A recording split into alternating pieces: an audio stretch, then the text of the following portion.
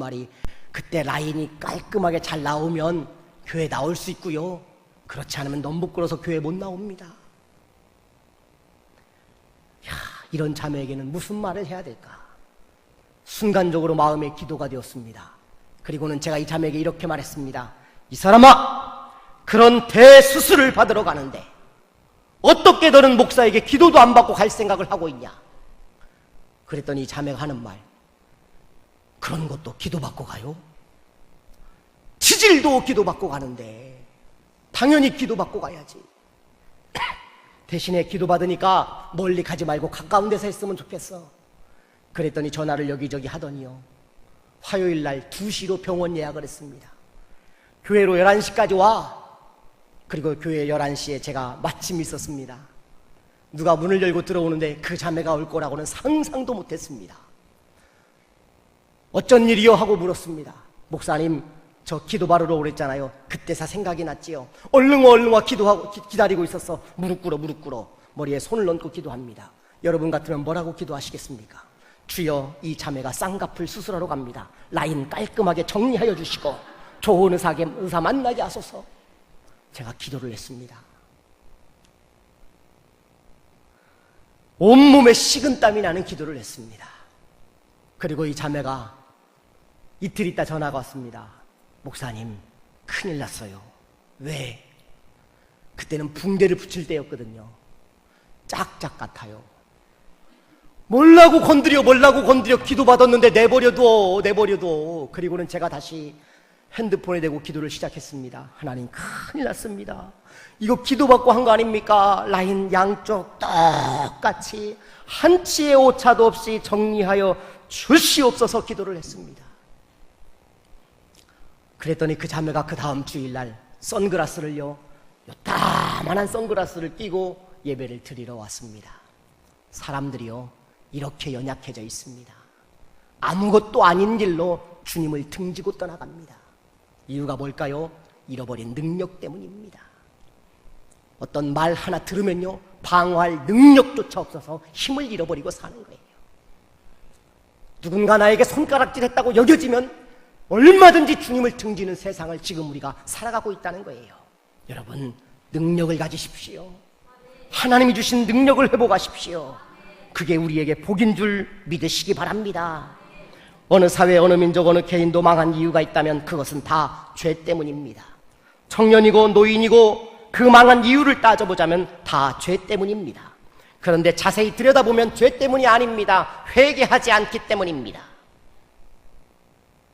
차를 운전하다가 과속하는 사람 앞에 경찰 비슷한 모자만 쓰고 있어도요, 가슴이 철렁 내려앉습니다. 왜 그렇습니까? 죄를 지었기 때문입니다.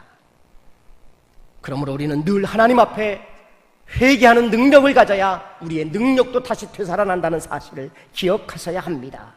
우리가 능력을 얻지 못하는 가장 큰 이유가 바로 이 죄 때문이기 때문입니다. 시편 27편 1절, 여호와는 내 생명의 능력이시니 내가 누구를 두려워하리요. 여러분 곁에 계신 하나님을 의지하시기를 주의 이름으로 축원합니다. 그분이 우리의 능력이 되시기 때문입니다. 내게 능력 주시는 자 안에서 내가 모든 것을 할 수 있느니라. 오늘 이 고백이 저와 여러분 고백되기를 원합니다. 마지막 세 번째는요, 예배를 회복하는 것입니다. 7절을 한번 같이 읽어보시겠습니다. 7절 시작.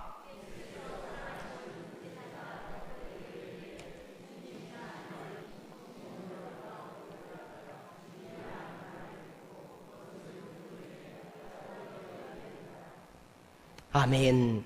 베드로의 행동이 대단히 이상스럽게 보일 수 있습니다. 그러나 베드로의 심정을, 당시 상황을 이해한다면 이상하지 않습니다. 왜냐하면 옷을 벗고 더웠던지 고기를 열심히 잡고 있었을 것입니다.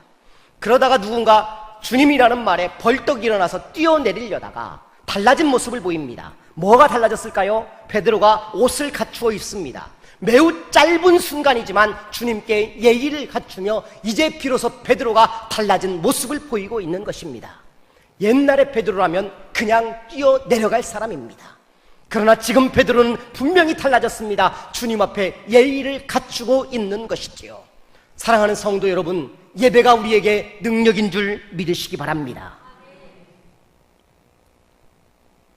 예배보다 급한 일은 없습니다. 어떤 집에 불이 났는데 아버지가 당황을 하셨어요. 아들에게 물어보는 거예요. 아들아, 큰일 났다. 119가 몇 번이냐?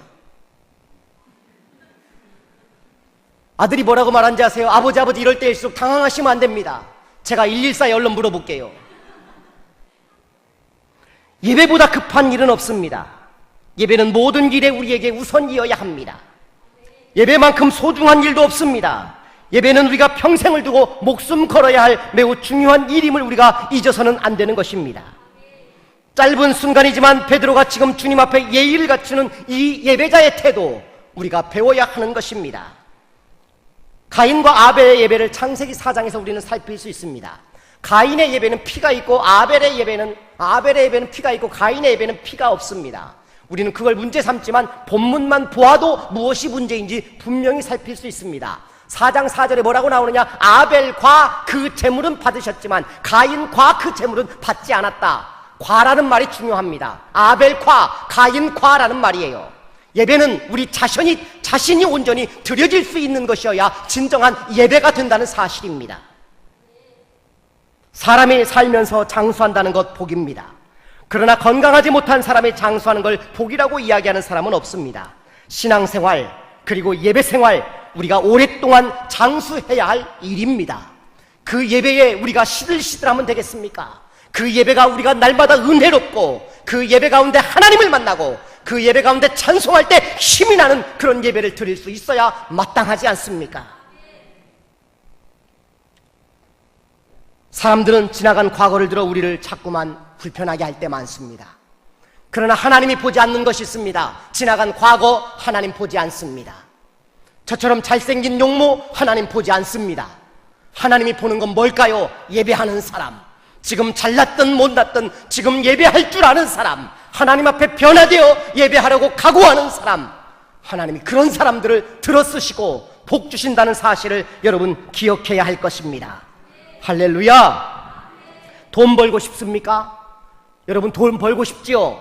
솔로몬에게 배우십시오. 솔로몬은요, 예배 하나 잘했더니 하나님이 돈은 팁으로 얹어주신 인생이 되었습니다. 그러므로 우리 인생의 진정한 탑은 예배 가운데 있는 줄 믿으시기 바랍니다. 예배가 도움이고 예배가 힘인 것입니다. 돈 벌고 싶으시면 예배 잘 하십시오. 그래도 안 믿어지거든 이름을 바꾸세요. 홍길동으로 바꾸세요. 동사무소 법원 가보세요. 대한민국 대부분의 땅덩어리는 다 홍길동 씨 앞으로 돼 있어요. 진짜 중요한 건요, 하나님 앞에 예배를 통해서 내 삶의 변화를 가지는 일, 더 가치 있는 인생을 만들어내는 일인 줄 믿습니다.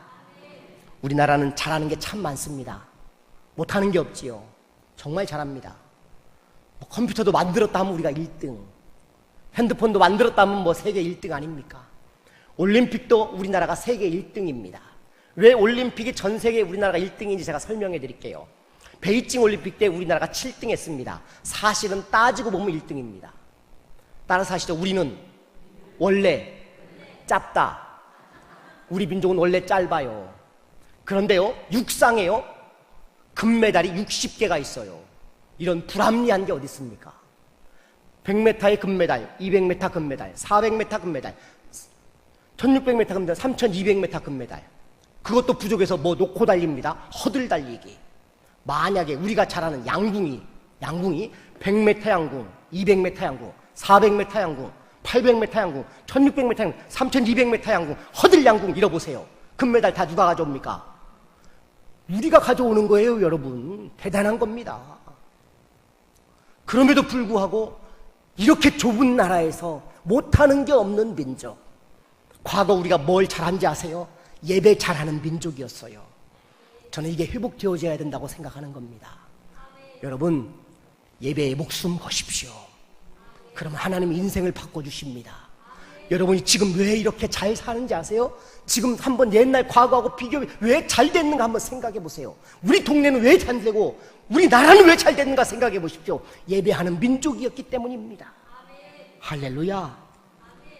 그러므로 예배하는 인생이 되어야 합니다. 예배가 기쁘지 않다면 하나님 앞에 기도하십시오. 그리고 오늘 예배 마치고 돌아가는 우리들에게 하나님 말씀하세요. 얘야, 나 오늘 너랑 함께 가고 싶다. 그런데 우리가 지금 하나님 앞에 하는 삶의 태도를 보십시오. 하나님, 저 따라오지 마세요. 곤란합니다. 저 예배 끝났잖아요. 저 따라오시면 곤란합니다. 이래봬도 저요, 회사 가면요, 한잔 할 줄도 알고 친구들하고 분위기도 맞출 줄 알고요. 주님, 우리 집 오시면 엄청 곤란합니다. 왜요? 난리법석입니다. 부탁드리는데요, 주님은 제발 예배당 안에만 계세요. 우리가 지금 이런 모습으로 살고 있지는 않습니까? 그건 결코 예배일 수 없습니다. 오늘 드려진 예배를 가지고 문을 열고 나가는 순간에도 여전히 하나님과 함께 동행하면서 주님이 우리를 붙들어 주시고 주님과 동행하는 삶으로 이어질 수 있는 예배, 얼마나 귀하고 소중합니까? 신앙생활 하면서 참 듣기 좋은 소리가 있다면 설교 듣다가 이제 마지막으로 말씀을 마치려고 합니다. 이런 말이 나오면 말은 않지만 속으로 할렐루야죠. 그런 분들에게 복음입니다. 말씀을 정리하려고 합니다. 능력이 없어서 혹시 가위 눌리셨습니까? 돈 많은 친구 만나면 가위 눌리십니까? 큰 평수 아파트 사는 사람 만나면 가위 눌리십니까? 하나님을 만나십시오. 첫사랑을 회복하십시오. 타이타닉이라는 영화에 보면 이런 게 나옵니다. 윌리 더슬리라는 분의 이야기입니다. 윌리 더슬리가요, 바이올린 연주하시는 분이었어요. 얼마나 멋지게 연주하시는지. 다 배를 타는데, 구명보트를 타고 가는데 연주 열심히 하다가 자기들도 살아야 되니까 돌아가라고 이야기하다가 보니까 여자들과 어린아이들이 아직 배에 타고 있지 않은 거예요. 영국은 신사의 나라 아닙니까? 이분이 다시 돌아와서 자기 바이올린을 꺼냅니다. 그리고 연주하지요. 그때 연주했던 곡이 이 곡입니다. 내 주를 가까이 하게 함은, 수준 높은 교회 가면 그 다음부터 따라 하시더라고요. 십자가 짐 같은 고생이나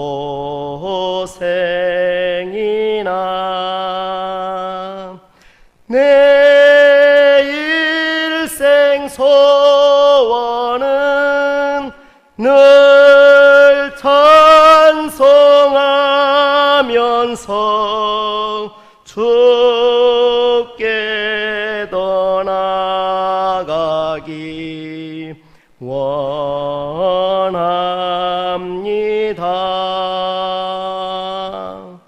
얼마나 멋진 삶을 사신 분입니까? 작품 같은 인생을 살아가신 분입니다. 베드로, 보잘것없는 어부로 주저앉을 뻔했지만 그러나 마지막까지 부활하신 주님과 함께 동행하면서 능력을 회복하고 그리고 예배를 회복하고 첫사랑을 회복하는 그 아름다운 삶으로 아름다운 작품의 인생을 베드로도 함께 살았습니다. 여러분도 그런 작품 같은 인생 함께 살아가시기를 주의 이름으로 축원합니다. 기도하겠습니다. 하나님 고맙습니다. 하나님 사랑하시는 효자동교회, 주님의 피 묻은 손으로 세우신 줄 믿습니다.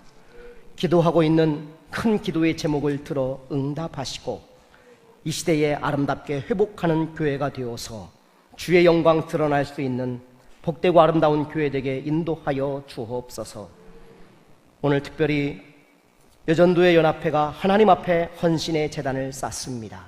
하나님, 우리 여전도의 연합회 붙잡아 주셔서 하나님 믿음으로 서게 하시고 교회를 위하여 크고 작은 일들 아름답게 감당할 때에 저들의 가정도 복되게 하시고 물질의 풍요로움과 도우시는 하나님의 은혜를 날마다 경험케 인도하여 주옵소서. 저들의 기도가 교회의 하나님 어둠의 그림자를 물러가게 하시고 하나님의 영광만 나타나는 믿음의 교회 이루는데 일조하게 하소서. 귀한 말씀 듣게 하심을 감사드리며 예수님 거룩하신 이름으로 기도하옵나이다. 아멘.